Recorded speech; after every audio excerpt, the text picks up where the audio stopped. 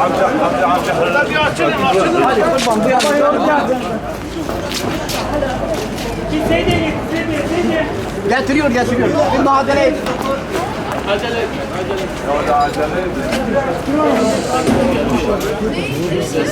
Yok. Ben çalışırken varır hava.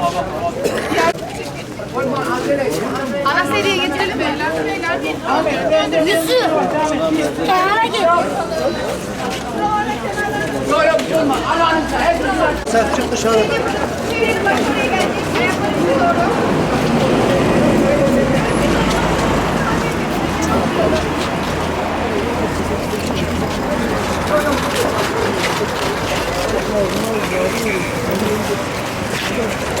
Tamam. Şimdi annem tabii böyle alalım.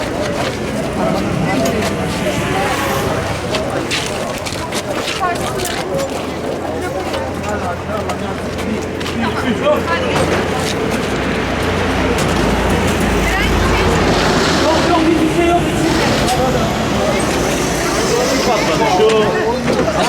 Bu.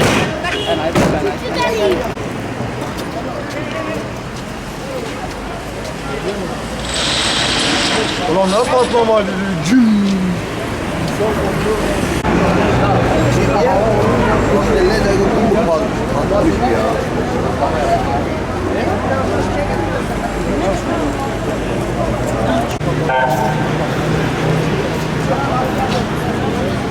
Var ya,